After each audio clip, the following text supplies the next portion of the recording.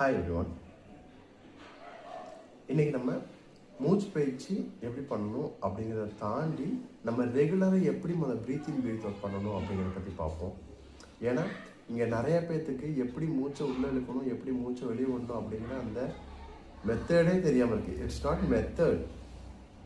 எப்படி மூச்சை உள்ளே எடுக்கணும், எப்படி மூச்சை வெளியே எடுக்கணும் அப்படிங்கிறதே நம்ம தெரியாமல் மாற்றி பண்ணிட்டு இருக்கோம். அதனால தான் நம்மளுக்கு சளி சார்ந்த எந்த நோயாக இருந்தாலும், கபம் சார்ந்த எந்த நோயாக இருந்தாலுமே சரியாக மாட்டேங்குது.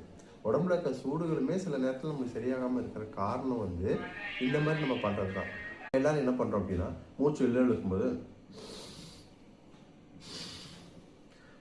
இழுக்கும்போது வயிற்று உள்ளே கொண்டு போயிடுறோம், மூச்சை வெளியே விடும்போது வயிற்று வெளியில் கொண்டு வரோம். ஸோ இந்த மாதிரி நம்ம பண்ணோம் அப்படின்னா நம்மளோட லங்ஸோட அடிமட்டத்தில் இருக்கிற எந்த கசடுகளுமே வெளியே போகாது.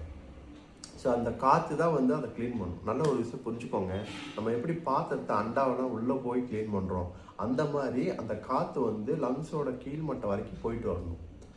அதை விட்டுட்டு நம்ம மேலேயே கழுவிட்டு இருந்தோம் அப்படின்னா உள்ளே கழுவ முடியாது. சோழி முடிச்சு ஆப்போசிட்டாக நம்ம ரியாக்ட் பண்ணுறோம். அப்படி இருக்கும்போது நம்மளுக்கு எப்படி பிரச்சனை சரியாகும்? இங்கே பாருங்களேன், இப்போ நீங்கள் மூச்சு இழுக்கிறீங்கன்னா